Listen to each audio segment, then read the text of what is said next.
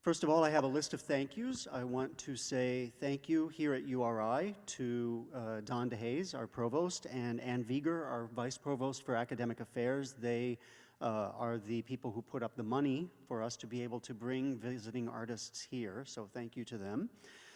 Jeanette Riley, the Dean of Arts and Sciences, and Nedra Reynolds, the Associate Dean of Arts and Sciences, for their support, including their support in the Champlin Grant that brought us all of this equipment. We would not have been able to do any of this 1 year ago because we didn't have a thing that we're using today. The cameras, the screen, the sound system, none of it.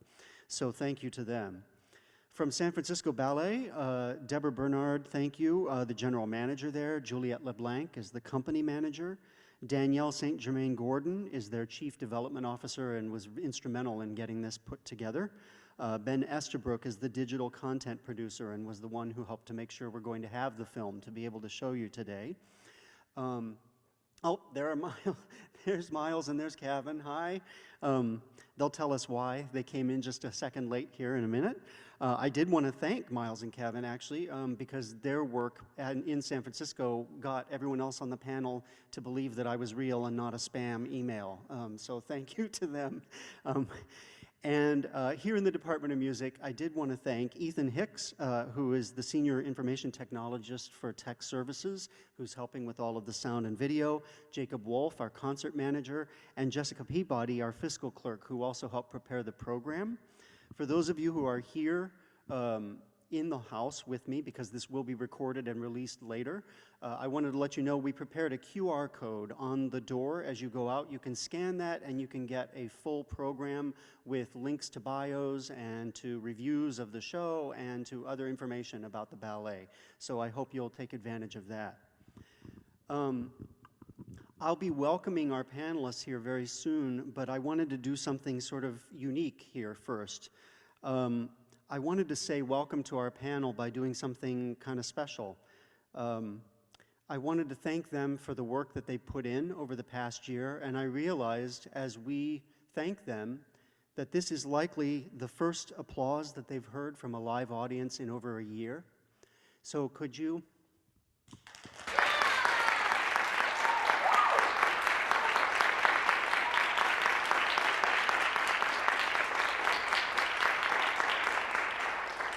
So welcome and thank you to all of you. That was really generous of you and your time. So I'm going to try to go around, sort of a round robin, and make sure I ask questions of everybody and then kind of come back and we'll start a conversation. I'm sure we'll go off of my script very soon. But I wanted to start with Miles, because this is a new area for almost everybody in here, I think. We have representatives from almost every field but dance, which I think is one of the points of the film. So Miles, can you just tell us a little bit about how it started, how a commission works when you're doing something for a ballet? Yeah, of course. First of all, thanks for having us. I'm super excited to be chatting with all of you, and apologies that we have to wear a mask. We're in the ballet building right now, just coming from company ballet class. So, but we're excited to make it here. Yeah, so the usual process for a theater commission, Uh-oh. choreographer, and oh, can you hear me? Now Okay. I can. Now I can. You froze. You said the usual process, and then we didn't get to hear what it was. Yeah, yeah, that's behind the paywall. No, the usual process is our artistic director, and in this case, Helgi Thomason, will approach a choreographer and basically commission one of us for a theater work in a future season. So by the time the pandemic hit, which was, for us, we were shut down March 16th of last year. I was already expecting to do new work for the stage, but I was super early on in my creative process, so which I feel pretty fortunate for procrastinating there because it really allowed me to pivot once I learned that this was going to be a digital work. So I thought this was a super unique project for me because I've worked with film before, but it's rare that I will create a kind of a longer length of a piece that is specifically for a digital platform. You know, I've kind of transformed some theater works to the digital platform, but this was a really unique opportunity, I think, to like band together with a lot of different pieces and make something that was specifically for film. So that's something that got me really excited and has definitely been a major silver lining for me through this really tough year that we've had. Absolutely. I understand from some of the interviews that I read that you chose the music fairly early on. Is that right?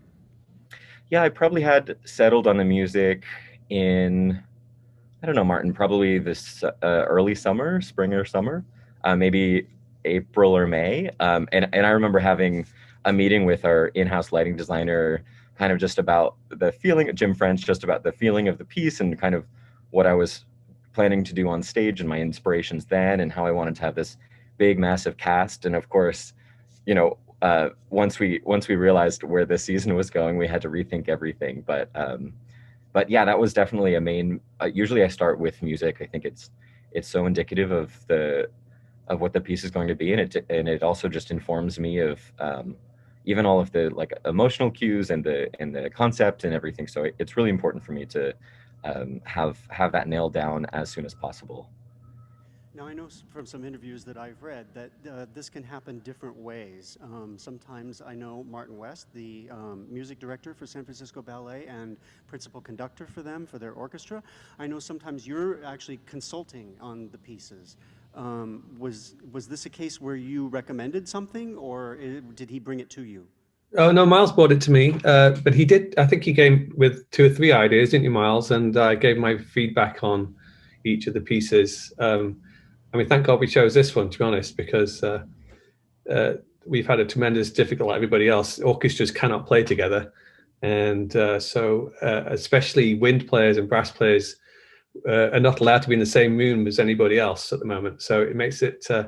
It was great, in fact, that Miles ended up choosing a piece which didn't involve any wind and brass. It didn't make it easy, but it made it at least possible. So that's an interesting part of this, is that you had to take into consideration all of the COVID protocols, and the Reich piece is for 3 different string quartets, 4 vibraphone players, and 2 pianists. But I noticed from the credits that you used 1 pianist, which means you had to dub at least once. How did that all work? Well, yes, it's been very challenging to play together. So the protocols in San Francisco, in fact, the whole of the area, I don't know about the rest of the country, but we weren't allowed to have more than 12 people in the room at any time. And the piece calls for 20 people. So immediately we knew that we wouldn't be able to record it all at once. So we had basically 2 days where we had, the first day we had the 4 vibraphones and the 1 pianist. And we put her in the booth because the piece is you'll hear the piece, it's very complex rhythmically. And when you don't play together, no matter how great you are, it's very difficult to fit with someone else if you can't hear what they're doing. So we had the 4 vibraphones and the piano in one room. And then the next day we came back and all the string quartets were very spaced out in a huge room, the Skywalker Studios. And we had the same pianist come back, sit in the booth, and play the other part. So she gets 2 credits on the thing. It was one way of keeping the number of people down. So it was a really challenging thing. And we did it to click track in order to keep the tempo the same. I agree. I talked to Miles beforehand. We talked about the speed so it could go. He had a recording that he'd used to choreograph to. I had some issues with some of the things on it, and we like in that process, we had a chat about it, and we came to a sort of conclusion about what was going to work and what wasn't. And yeah, so then we recorded on 2 days, and then the magic of editing and hours of editing. Not me personally, Leslie Ann Jones, who produced it, did an amazing job. She's a multi-Grammy award-winning producer editor, runs the Skywalker studio, and we just went back and forth, hours and hours, saying, "How about this? How's this sound?" And I'll go, "No, the piano's like a 16th early. This is the string quartets are not lining up here." And in fact, there's one bit where I don't know which version of the film you have. Unfortunately, the film was released with a slightly wrong version of the music, whereas there's so many complex things that we ended up this one line missing on one of the what they used originally. But it's all fixed now. Hopefully you get the right one. And only I noticed. They just sent it probably, to us today. They just sent it to us today, so we should have the Oh, right one. excellent. Then listen out for the string quartet 2 and first viola and cello towards the end. It's fantastic. Great. Well, I'm glad we have the right one now. So moving to a different aspect of the film, I thought I would go to Ricardo Campos, who is the director of photography for the film. And just talk me through how you work through the early phases of this. You were part of the walkthroughs, the site locations. What's your part in the beginning? Yeah, sure. Firstly, thanks for having us here. This is really cool to be able to, talk about this project outside of kind of having been in this bubble where we're all just collaborating amongst ourselves and we can't really share it with other people, et cetera. So it's nice to be able to chat about it a little bit. So I was actually brought on pretty late into the game, as usually happens with a DP in a project like this. There's a lot of like higher level decisions that are being made before the job kind of comes my way.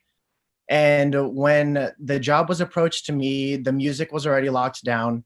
I had not the final version of the score, but I had at least what the format of 17 minutes would sound like. And that was really interesting. Usually I'm sent more visual references, but I grew up playing music since I was like 8 years old. So to me, getting a piece of music is much more inspirational than getting a deck of images or something. You immediately start to feel just the overall mood, I think, much more in depth with music, especially when you're working with like an orchestral score like this, where there's so many lines and, the melodies moving up and down, and it just opens up a whole nother world of possibilities for when you're thinking about the edit and the cut. And I know that that's something that was really specific for our director, Ezra, as well. But yeah, so when the job came to me, there was already, all of these locations were already chosen. I had a pretty good sense of what the narrative was already. I saw a deck that was shared by Miles from the Ballet, and it broke everything down into more general beats within these different rooms in the MoMA and in the Opera House, which we kind of converted into a soundstage to shoot this. We weren't really using it as a traditional opera house. And then from there, that's kind of where I come in and I start to bring more specificity to how exactly we're going to achieve, what's down on this paper from more of a camera movement and a lighting standpoint. But it was wonderful. I mean, it was such a great way to end the year in December. It was, I was in San Francisco for just over 3 weeks doing this project. So it was a really special experience being able to meet everyone at the Ballet and just really get into that like super specific, like orchestra heavy music and, just talking dance, that was really cool. That was something I didn't have a chance to do before. I've definitely shot a lot of music videos that incorporate dance, but this was a much more traditional, way of doing it. Great. I'm going to have some questions for you later about some of the top secret stuff that I was trying to figure out with the filming, and you can either tell me or not. No, that's fine. Yeah, I'm an open book. No worries. So Susan Romer, I think this is the first review of a ballet or maybe an opera in which every single review has mentioned the costuming. And so congratulations for that. You'll see why in a few minutes. Obviously, you were scouting very early. Did you go regularly? How did that work? How many times did you have to go? Go to see the dancers, or? No, I'm thinking about like the location. The color palette is incredible, and it's very related to what goes on in the museum, right? And so I'm just curious, did that require a lot of visits? How did you do that? Yeah, great question. Also, thank you again. I have to just point out that Miles not only assembled a cast of dancers, which he normally does, but he also assembled this whole cast of so many other artists and craftsmen that worked on this film. And for us, it's like, it's not normal that we get to work with so many different artists who are so good at what they do. So thank you, Miles. So I guess in a way, I mean, I'm so familiar with the MoMA, especially that it was mostly, Miles had like a few pictures right off the bat that he just snapped from his iPhone on some of the first visits. And those were just so striking to me that I think part of what really clicked and what resonated for both of us was the fact that we'd be using two spaces that are, in a way, they are themselves an empty canvas. So like Ricardo was saying, like the opera house was like became something totally different. And that's kind of how we work more typically, is that you can create something from nothing. So kind of using the base of the MoMA with some white and black and very sort of expected colors that you would see in a museum, very stark. We kind of like splashed color all over that. So that, and then we kind of I just felt like I could run with it and just pick the colors that I really loved. And I felt like highlighted or accentuated the story that Miles was telling. But it was fun, and COVID made it kind of difficult to be able to be everywhere all the time. So it was a lot of talking back and forth. What did you see? Or like doing research online, or trying to find ways to access the information that we needed and kind of cobble it together.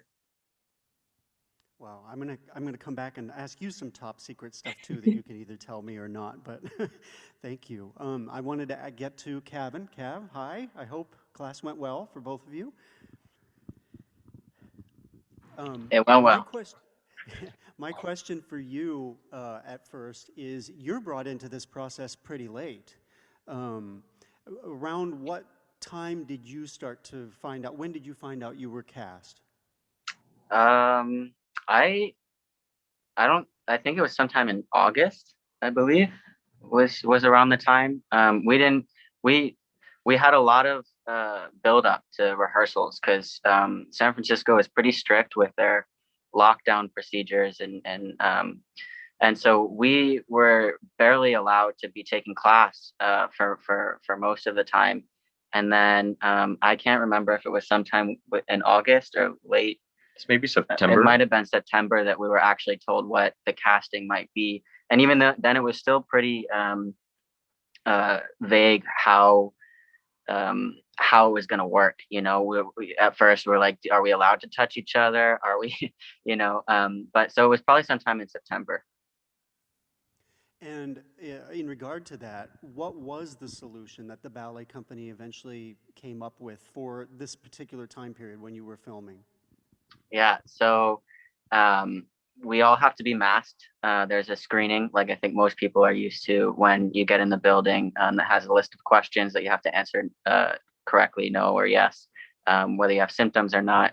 There's a temperature screening. And then you have to go wash your hands the second you're allowed in the building. And then you go directly to the floor. We have 4 floors here, and we usually use 2 of them mainly. And so we would go directly to the floor, and then each studio by the bar where we would start our class, there's actually a square taped out by each spot that you're allowed to stand at, that you can put your own personal items in. And then the bar itself is taped out, so you can only use that bar. And then everyone's advised to stay about 12 feet away from each other when dancing, 6 feet otherwise. And the only time you'd be able to take off your mask or anything like that is to drink some water and then quickly put it back on. And then on top of that, we're actually tested Monday, Wednesday, and Friday every week. And it's a spit test. So that goes through the mail. And they receive that sometime later that night or the next day. So we get those results. If we were to test on Monday, we get the results late Tuesday night. So if there was a positive test, we would know pretty quickly, which would have alleviated a lot of stuff. And luckily our pod never had any sort of issues. And then at the end of class or end of rehearsal, you had to make sure that you wipe down all the bars, wipe down your spot with all the personal items.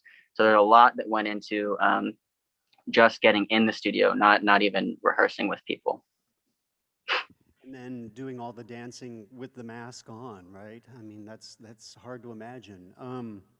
So there were, one thing that you may not realize if you're not familiar with the dance world is that out of necessity, you have to have two casts for things, because if somebody gets injured, you have to have somebody who can step in. So there's an entire cast that learned this entire piece that will not be seen. Is that right?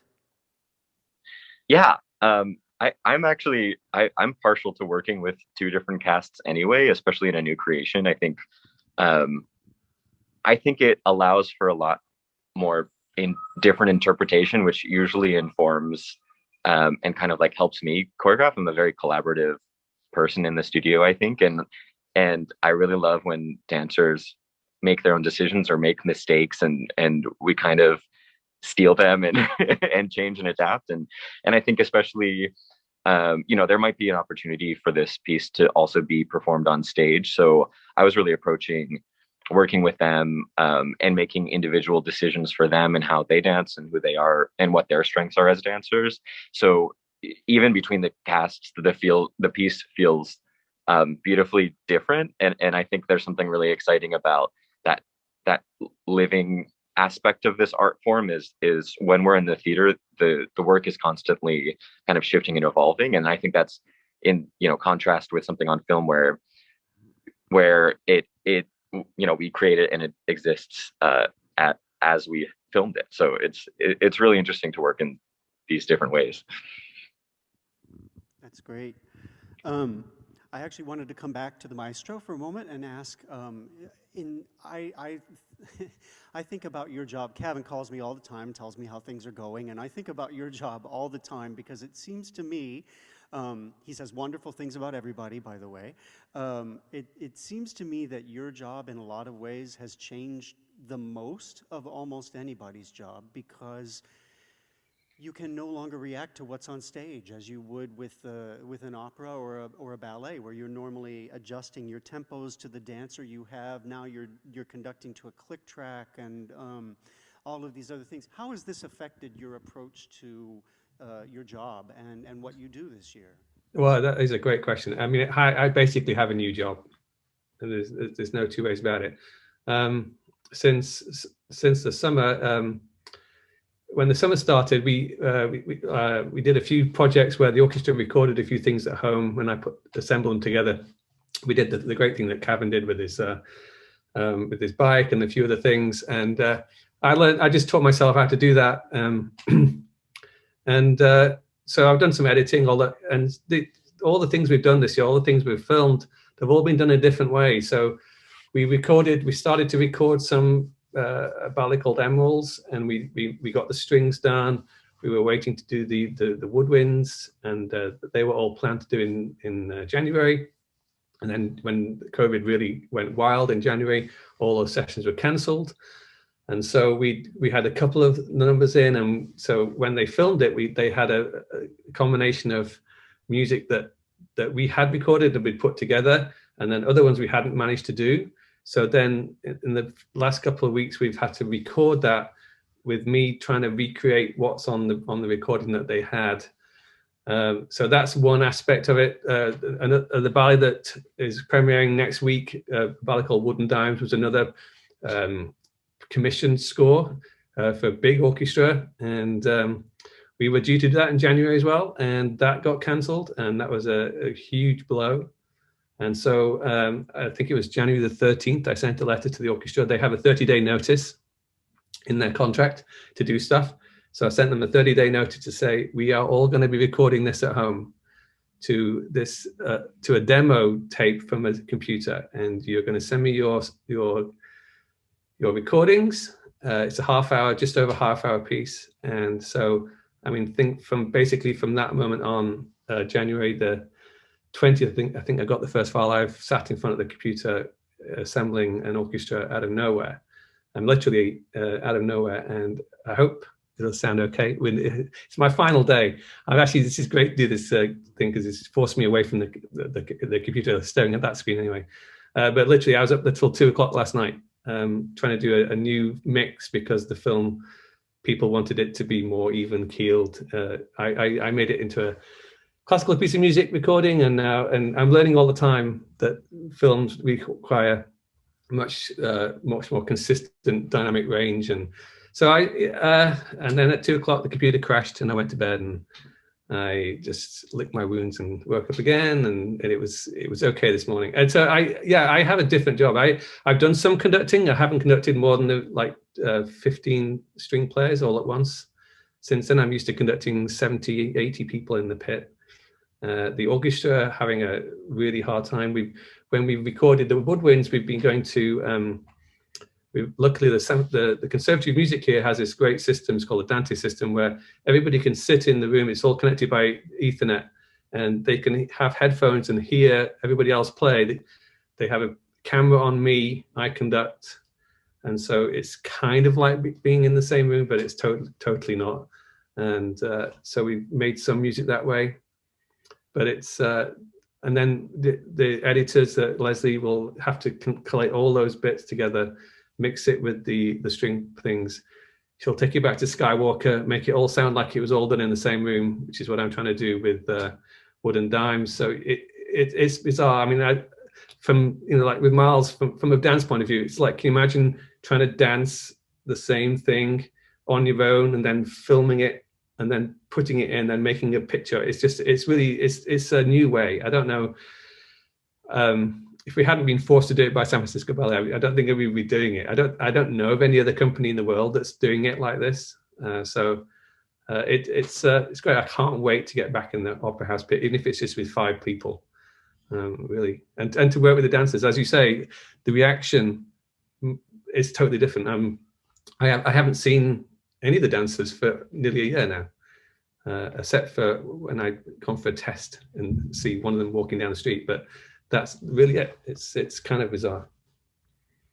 Yeah, I think the musicians in the house will agree that the difference is quite drastic between before times and now, and we can't wait to do what we do and make our music together.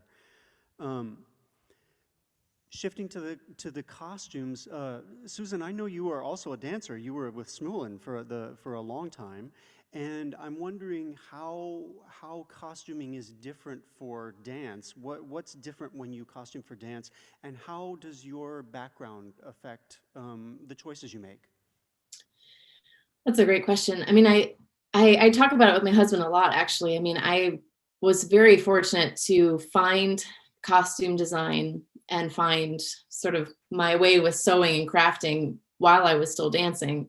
And I started my business kind of as I had an injury, and I thought, well, I need some place for this creativity to go. And then as I recovered from almost a year-long knee injury, I started feeling like I was being pulled by this other thing. And I thought, well, maybe I'm kind of finished wrapping up my dreams as a dancer.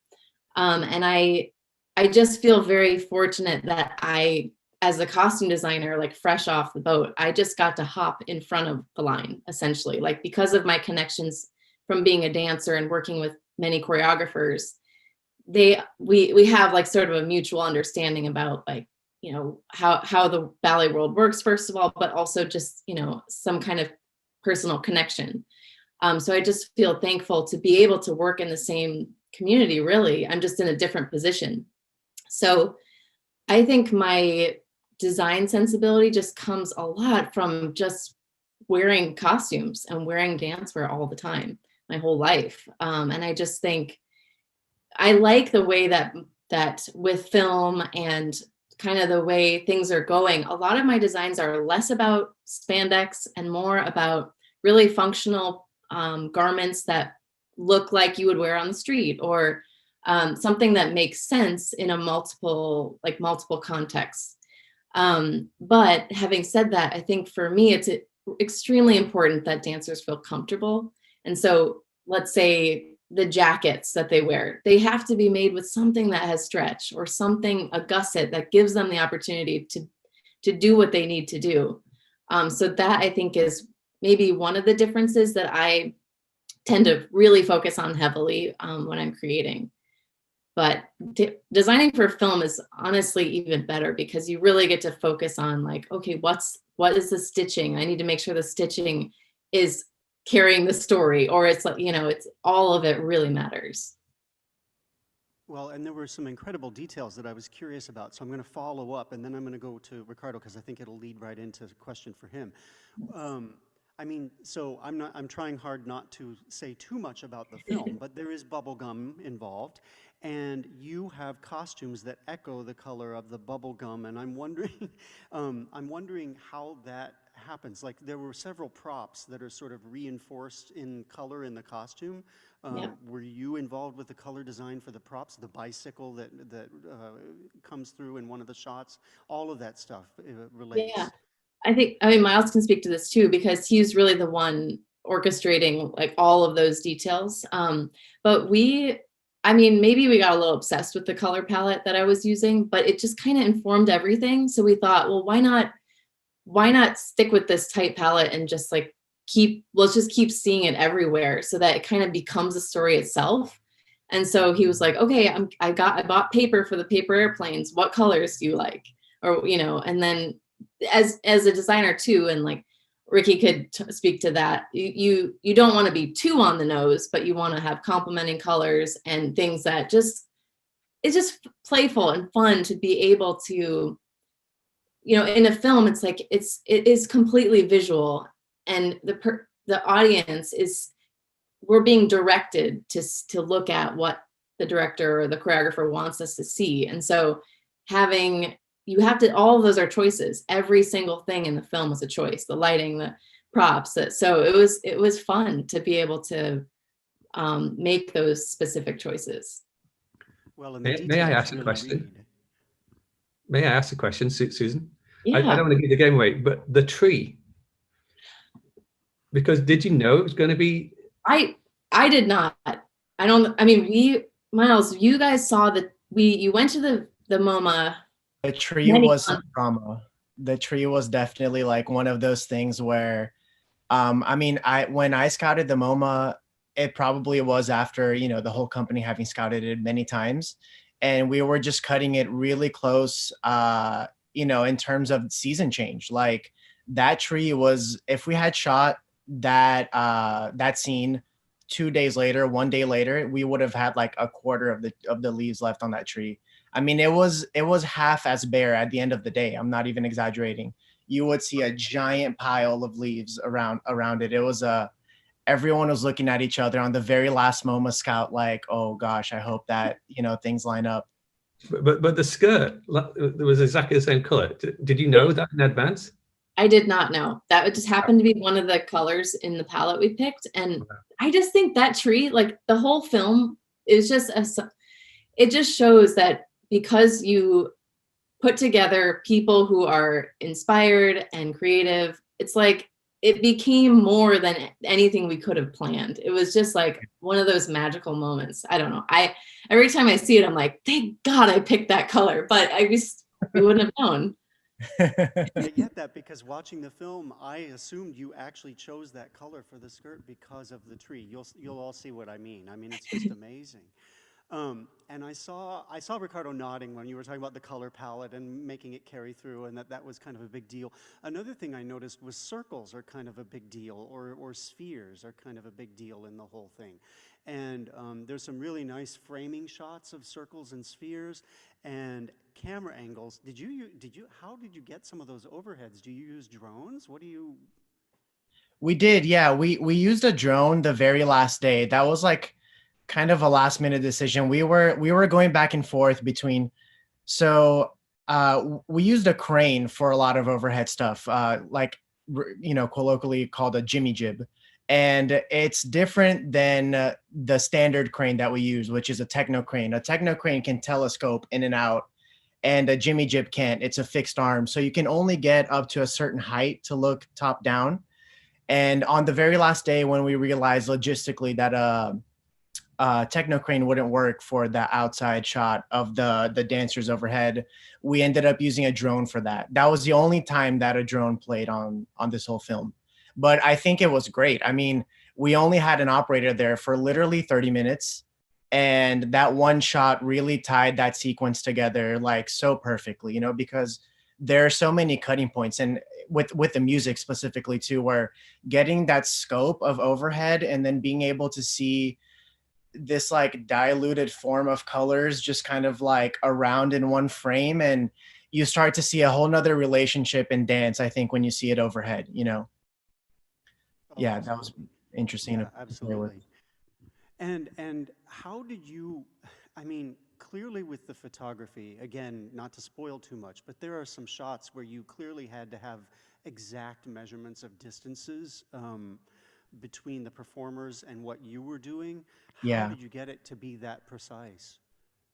Yeah, so that's a great question. I think sometimes, we watch just like movies or, videos or whatever it may be. And, I mean, the goal is for no one to think about that, to just like see this precision and just have it kind of feel natural and fluid. But it just comes down to a lot of prep. It's a lot of scouting. When during COVID times, obviously scouting is a different form of it. It's a lot of scouting online. I had the pleasure of going to the MoMA once before, so I actually knew the space decently well. And a lot of the places that we shot were like some of my favorite rooms in the MoMA, coincidentally. So those were just all kind of, burned in my head a little bit. But yeah, we take a lot of measurements when we're there. When we scout with our whole crew. So my gaffer, who's the head electrician, and my key grip, who's the head of the grip department, that's largely part of their job during prep, is to be able to know the exact size of all these rooms, so that when we couple it with seeing the choreography in the space, then we know where our lights are going to go, we know exactly where our camera is going to go. And then in an ideal world, you have all of those aren't so many variables, after you kind of tease everything out, and you're just trying to repeat it, however many times you need till it's perfect, essentially. But thankfully with these dancers, it's not very hard to do that. You do one pass and it's more than you could have ever imagined. That leads me directly to my question for Kevin, because I think I heard that there were times when you had a few multiple takes of certain things, and I know that you were rehearsing the entire work, obviously, including things that didn't even appear in the film, right? There are entire portions that just aren't there because of camera angles and things. Miles can talk about that later. But my question is sort of, what's the difference between rehearsing it in the studio and then filming it? Because I know you had to do some shorter sections over and over, right? And what's the difference? Well, I think the rehearsal process was actually very similar to rehearsing anything that we would normally done for a stage. In the end, we would be running the ballet once a day, basically, and then doing notes and corrections in little sections thereafter. And so we're kind of used to doing it all at once and then kind of working on little tidbits. Whereas when we started filming, it's doing those little tidbits over and over and over, and never having the full piece put together all at once. So even a section that you would do fully in a space. So like there's a whole scene in the lobby that we do, and instead of running it all at once, it pretty much always was sections of sections. It was never really done as a complete filming all at once during one take. So that was probably one of the more harder things to get used to at first. And I remember there's one jump that goes to the floor that Esteban and I do, and we did that. There's a really cool shot. There's some cool shots of us doing those jumps. However, that took a lot of takes to really make sure that we got it all right. And that's something that you just would almost never do unless you're making something for film.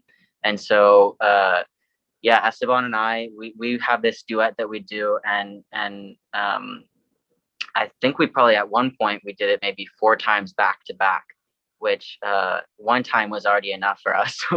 So the weirdest thing is when you're doing something live on stage, you know what the audience is seeing. You know how you're going to feel because you've done it before.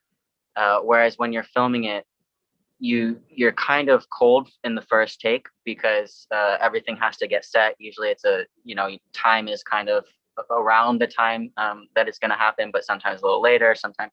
So it's harder to stay warm. So you're usually a little bit colder. Your body is a little bit colder for the first take. And then every take after that, you're kind of already tired. So you're just hoping that you get something, because you just have no idea where the camera is, what it's, that's why we have like great people like Ricardo to film those things, and we can trust that they're gonna put us out there and make us look good, and that different angles that audiences probably wouldn't normally see dance through. Wow. I know we want to get to the screening, but I just wanted to go around quickly one time before we look at the film, and I just had a question that I'd like each one of you to answer, and it doesn't have to be the perfect answer. I'm just wondering if there's one thing that you would like us to know that was something you'd like us to look for or to listen for during the process of the screening, something you're particularly proud of, or something that took a lot of time and to watch for, or anything like that. And I'm going to start, I think I'll start with Susan. Ooh, gosh. I would say something to look out for that I find interesting is the way that the colors, like when you see one color that you like, try and find it in other places. Because that's like, I just had so much fun, like, the belt or the lining of that or the shoes. So that's just a fun thing for me. Perfect. That's exactly what I'm looking for. Ricardo, how about you? That's a great question. I probably have a million like tiny answers that by themselves are nothing like, but my favorite portion of the film is probably after we see the entire group in the lobby and we do Jasmine's entrance to Jasmine's solo. I think color theory, that's really interesting because it's very dynamic. It goes from these muted shades in certain areas to slowly incorporating saturation throughout like the scene. And then it just blooms into this like very naturalistic world when she's outside with the tree. Yeah, I really love that scene, just everything. And we do some fun camera tricks there too, like moving where we rig a Jasmine on a dolly and then the camera on a dolly, and we all move in unison throughout the space. And that started to like shift this perception for me of like, what is a museum, moving the camera with her there kind of felt like an interesting visual. For me, that's the scene I think that maybe people could watch out for. Great, thank you. Maestro, Martin West, anything we should listen for? Well, I mean, this is a hard question for me, because what you should listen for is hopefully nothing, because what the biggest goal in my process in this was to make it sound like it was just another recording, a good recording, I should say, not just another one, but just a recording that you would listen to and you wouldn't even say, well, it was good considering. Because we have been working under such different circumstances, and I mean, I truly believe we did a really good job. But it became the goal between me and Leslie to, we always call it beat the demo. Miles had a really good recording from the London Sinfonietta, and we were just determined to make it sound better than that. So perfect. That's a great answer. I take that answer too. Oh, how about you, Kevin? Is there a moment we should look for, or that's one of your favorites? Oh, I love the transitions in between, like normal spaces that I think non-dancers would easily relate to, like MoMA or out in the middle of the woods, to the opera house space. So I think what I really like is seeing how the same steps, because it goes so quickly back and forth to those spaces, how those same steps look the same, but also very different, and those different like habitats that the dancers are dancing in. I think that's really kind of super interesting, because I've always liked watching dance on film, but it has a different quality than watching it on a stage. So I think this really shows that contrast of what you can do with dance on film in spaces like the MoMA and the Opera House. Great. Thanks. And this is probably the hardest question for Miles, so I don't expect you to give the perfect answer, but just one thing. Yeah, well, I think something I really enjoyed playing with were the things that were outside of kind of my normal scope of choreography. That was all good and fun, and like, of course, we set out to make something that um, would be inviting for people who are not, like, avid dance watchers to watch. Uh, and so, we sprinkled a lot of like modern art references and a lot of these details surrounding, um, or yeah, surrounding just the spaces we were in. And I think one of my favorite little Easter eggs that happens like right in the beginning of the film is, you'll see the woman in the red coat, Frances, opening a book, and this is something I worked with my friends to make the title of the book, and it's called the Art of Modern Art: A Clear and Decisive Guide to What You Should Be Feeling. So that kind of like sets the tone of this whole kind of like artifice that can be, how we should be approaching all of these artistic ventures. And I really just wanted to like throw that playbook out of the door and invite people to just feel how they felt about, all of it. So that's just something to look out for. And I'd also say look out for Jasmine's earrings, she's the one in the golden yellow skirt, right? That's a Susan Easter egg that I really love. And I will tell you that one of our tech crew, as we were testing the video, picked that up, saw that Great. right away. That was, yeah, so someone noticed immediately. So with that, I want to thank you for this. We're going to watch the film, and we'll switch it to a view so you can see where we are. I know you've seen it a million times. You can get to see what it's like on the big screen. And if you need to take a break, you won't be on camera. And anyone who's able to come back for question and answer afterwards, that'll be great. So, okay, we'll switch over, and I'll get out of the way. Thank you.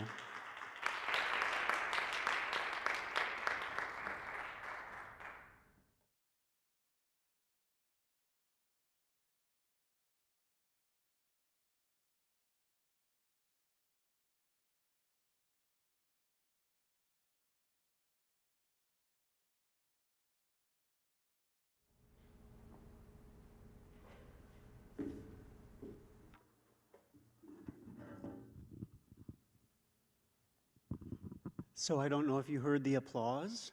Yes or no? Yes? I don't think it would hurt to do it one more time.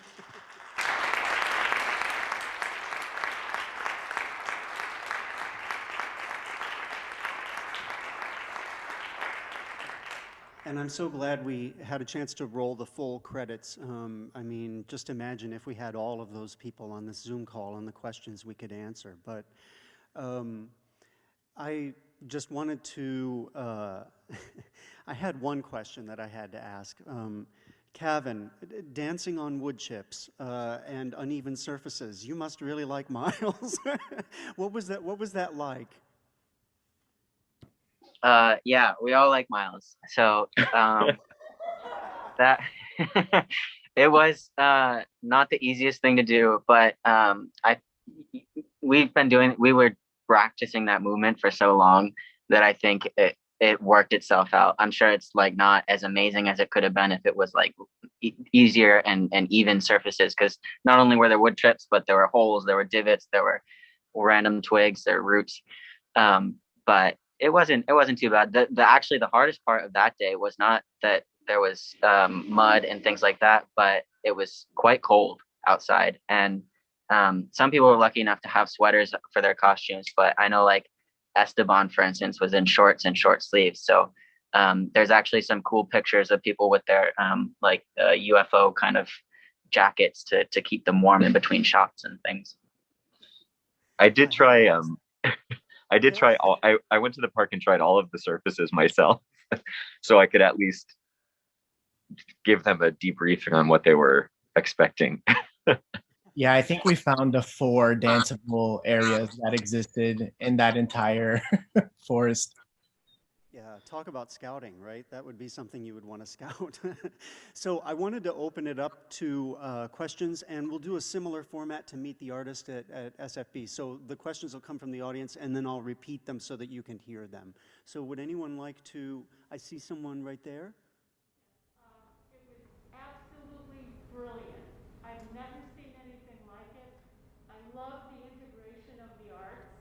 Bravo. But I didn't get the earring thing. The transitions, by the way, I know what you mean, Kevin. They're absolutely amazing. The whole thing is brilliant. Ever at a film festival, you got to get some awards for this. Oh my God. So that's more a rave than a question. Somebody just absolutely loved it and said you should be getting some awards for this. But did mention they didn't quite understand the airplane thing. Maybe the paper airplane. Yeah, the earrings. The earrings. Can you just explain that, maybe, Susan? Sure.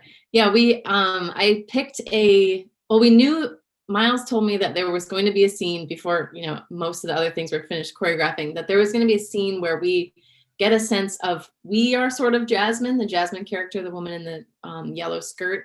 And so we'd get a sense of her looking at the rest of the world or the community or the scene. And so I was like, this is a great place to do some kind of close up with, and she had a paper plane earring. So that was our little Easter egg. So just another tie-in.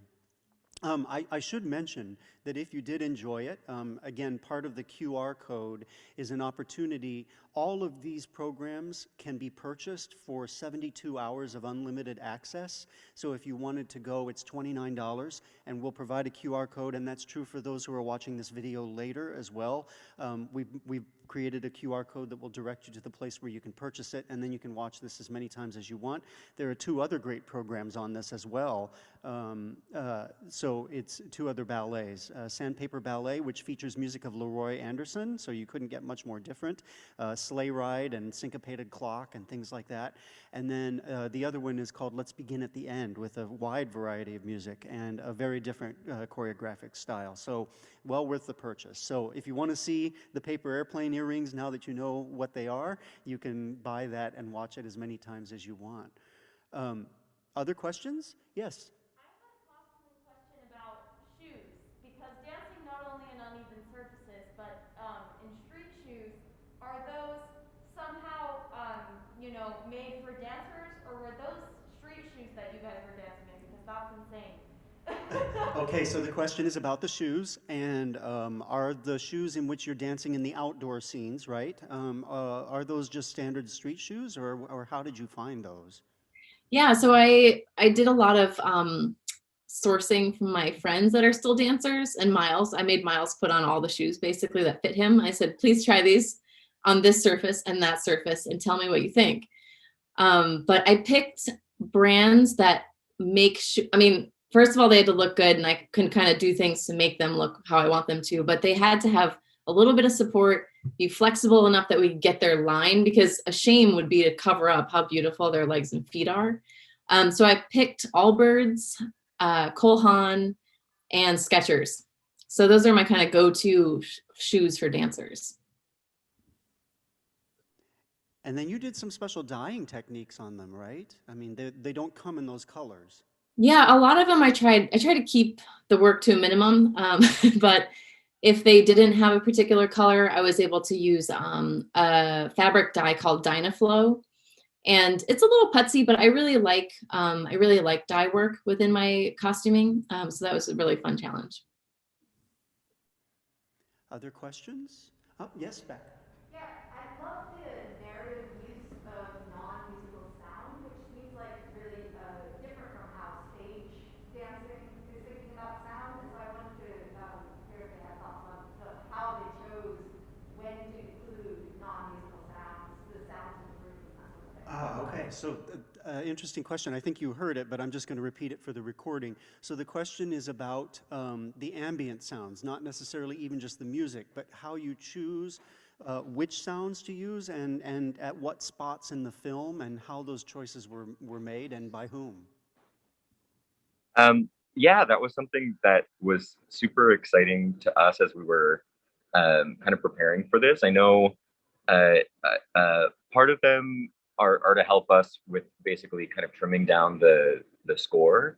Like the break, the kind of like museum audio tour break, we were trying to figure out a way we could kind of get to a new part of the music a little bit more seamlessly. I also think pacing was a really big topic that Ezra, the director, and I were considering from the get-go. Is I know a lot of people will be watching this film maybe on their laptops or their phones while cooking dinner, or taking care of the kids or doing emails, and we just wanted to try and keep contrast not only with the visual content but also the audio content. And I think it just all of those choices made everything richer. So it was taken to a sound designer after Martin and Leslie finished the orchestral mix, and who kind of gave us the whole gamut, and then we took some things down, we pushed some things up, and let them kind of use their lens on what they thought it would be. And I thought like the ambient stuff in the transitions between spaces, especially Jasmine out with that tree, you kind of get this ambient sense, and then once you're in the soundstage, it kind of eliminates, and it comes back and forth. And I think it's super effective in just kind of like solidifying all of the messaging that we had. Yeah, the sound design is also, just to echo on that, it's so important sometimes to like highlight certain things that are in the frame that you wouldn't necessarily think about. Sometimes you have a small detail and it's maybe not so pronounced, and then when there's sound design that's related to that small detail, it immediately like locks everything together. And I think that it was really effective in that way. It doesn't happen that often, so that when it does, it's even more special, I think. And just a follow-up question for the orchestra. So you recorded the entire work, obviously. You didn't know that the cut was coming, is that right? Yeah, that's right, yeah. I think Miles said there might be some cuts before we did it, but we did it anyway. And I mean, that bit where the break for the audio thing, we talked about that, Miles, a lot, and making sure that we didn't kind of ruin the music by just stopping. But so then I did Miles had some ideas, and I kind of recreated the music in quick time as Jasmine was walking through Yerba Buena to kind of get through the music, so we didn't lose the essence of the flow of the music as well. But yeah, it's I think the last cut came about a week before the thing, when Miles suddenly told me that he realized there was another cut he'd forgotten about, but it's what we did. Well, at least you have the recording, right? And it's as good as London. I actually don't know if we finished off the real recording then, because by the time we got the cuts, we put that together. It's all there on the cutting room floor, as they say. More questions? Oh, yes, I see. Susan, did you have a team of people to help construct the costumes, or was it kind of you with a lot of late nights in your studio? Okay, so the question is costume construction. Is it just a solo thing, or was that a group effort? Yeah, typically I do work alone, design and construct things. I hired one person for my team this year. She's a gal who works for the Richmond Ballet costume shop, and she's brilliant. She helped me with a lot of the MoMA pieces. So I essentially shopped everything, all the fabrics, designs. We had a number of Zoom conversations, and then I just sent everything, and we kind of built it. She did it with her hands, but we kind of did it together. And then San Francisco Ballet has a team as well for wardrobe, and they really, the day of the filming or days of the filming, they were there being able to dress them and any minor alterations and things. So I do not work alone, at least on this project. And then, Kevin, you have people to help you with the costumes there on scene, right? I mean, yeah, we would each have, there was usually about 2 dressers, as well as 2 hair and makeup artists that we would normally get even if we were in the opera house. So they actually probably had to shift their skills a little bit to change the way they do hair and makeup, just specifically for film. And they would help us get in and out. If we had any issues or problems that we needed fixed, they would be the ones that fixed it. And we even had, when we filmed out in Golden Gate Park, we had like 2 trailers that they would wait in, and we'd come in and they'd redo our hair or touch up our makeup or whatever we needed done. So yeah, it was great to have them there. great. Other questions? Yes, I see. How long did the filming take total? Any? In terms of days shooting, I think what was it, 5 days, Miles? Yeah, five shoot days. Yeah. Yeah, 5 shoot days. We had one break in between our, penultimate day and the last day, and that was treated as just a bit of a camera test in the forest. That's when we had everyone rehearsing, and we were doing some more final blocking and things like that. But yeah, 5 days of shooting. Mhm. Were you rehearsing to the recording or to something else? To the recording of the ballet orchestra, or? So I'm sure Martin can speak on this too, but we in our studio in the studio we rehearsed to the London Sinfonietta recording, which is kind of how I chose the music. And I know it took a lot to even have a working recording from the orchestra to get, just because of all of the hurdles it took to get there. And I think we got that maybe the day before we started filming, but it was really important that we had that recording to film to, just so we had a really similar pacing and tempo. And so in that way, it was not unlike kind of heading on stage for an orchestra rehearsal and kind of hearing the music in a new way once or twice, and then kind of giving it a go. Yeah, I can. So originally, I doctored the Sinfonietta recording to more closely match the tempos, which I was going to try and do. So Miles was choreographing to that.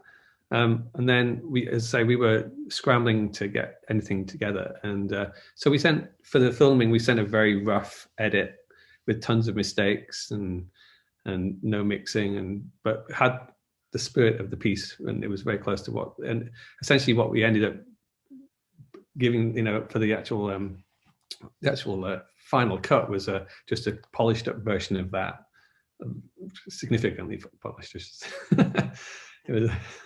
I would imagine that added to the freshness of the performance, hearing the new recording and sort of reworking what you had been doing, and sort of adds to that sort of spontaneity of the piece that you see in the film. Other questions? Yes, over here. Just curious, what drew you to the music of Steve Reich? So Miles, what drew you to Steve Reich in particular? I've always been a fan of his. I've created maybe two other ballets to some of his work. I think that specifically with this piece, I really love the structure of it. It's as I was preparing for a theater work, it's definitely something that is not typical of a ballet structure, as the first movement is maybe 10.5 minutes, and then the kind of adagio section is 6, and the ending is 3. So it feels very like weighted towards the beginning. But I really like the opportunity that the structure gives, as in maybe especially in the first movement, every 35 to 45 seconds, there's a key shift, kind of this tonal shift that keeps kind of building and building and building.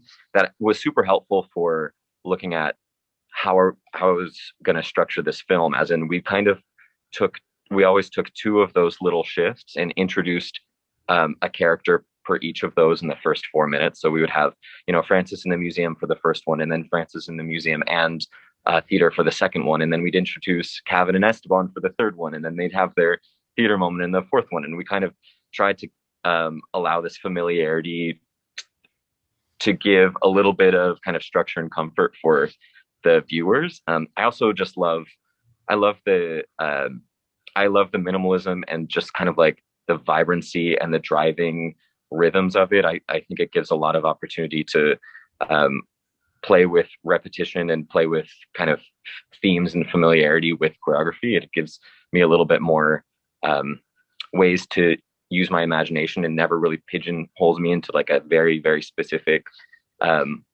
emotional cue. And I think that's really fun to be able to play with the breadth of that. Great. Other Yeah. questions? Yes. I have a question about the use of color, which is so obviously a character in the film, and I wonder where your inspiration came from. I remember when I was a kid playing with something called COLORFORMS. It was one of my favorite toys, but none of you are old enough to have played with COLORFORMS. So what inspired the color and character? So the question, and I kind of want to try to word it almost exactly because there was a nice turn of phrase in there, that the color is actually another character. The choice of color and the colors are a character. So, the person asking the question said that she played with color forms when she was little, and you're all too young to know what color forms were. So how did that choice of color and all of that come about or develop? And I'll take anyone to start. Susan, do you want to take this one, or do you want me to? Gosh, I mean,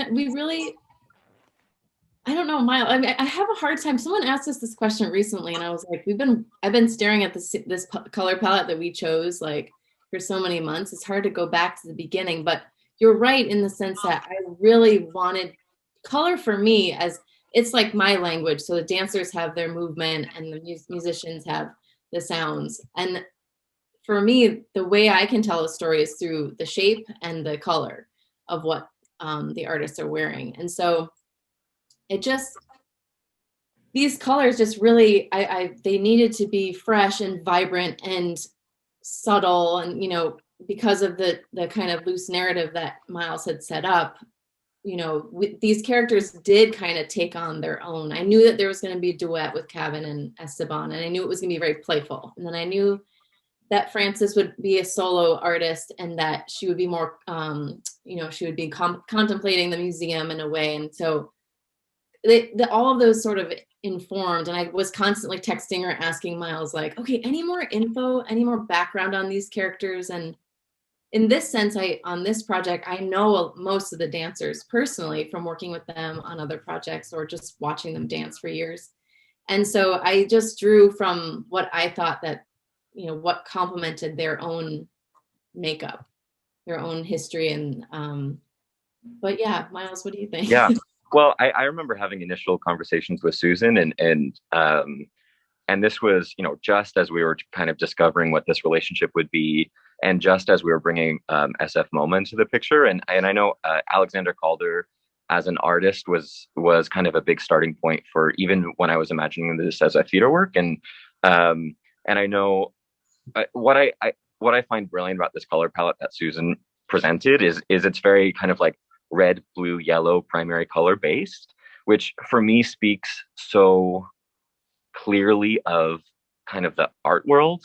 And I love that it's just like these very like simple primary color. Like there's no real like purples and greens and oranges. It's really like there's like real clarity there that also it kind of harkens to Alexander Calder's sculptures and mobiles with these like splashes of color, but it feels super fresh and updated because there's all of these kind of, we have like a little bit of minty teal and pink involved, and I thought that was just so brilliant. And it was funny because I was, and of course I rope everybody else in on choosing a title, just because it's my least favorite part of the creation process.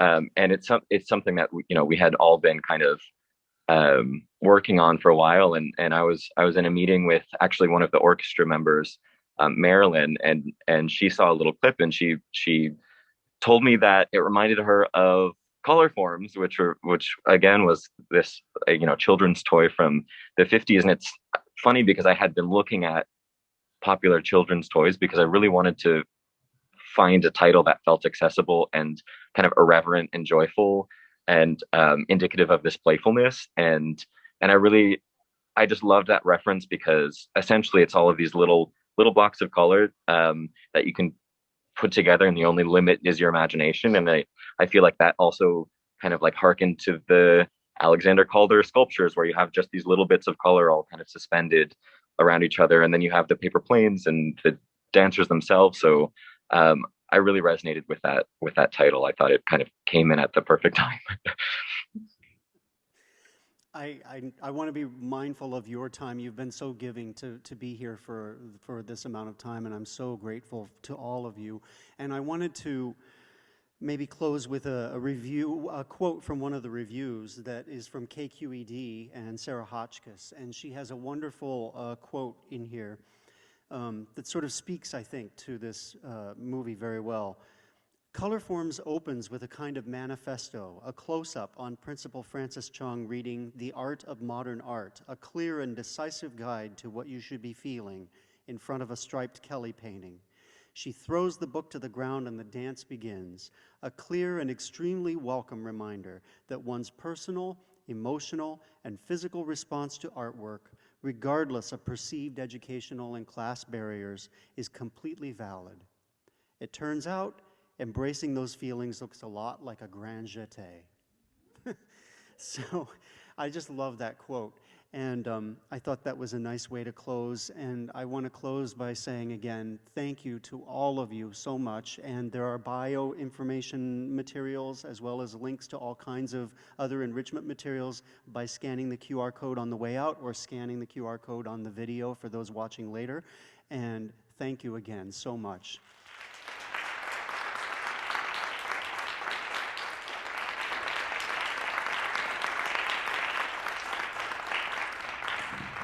Thank you all. Bye. Thank you. Bye bye. Thank you. Bye. Thank you so much. Thank you all. Thank you.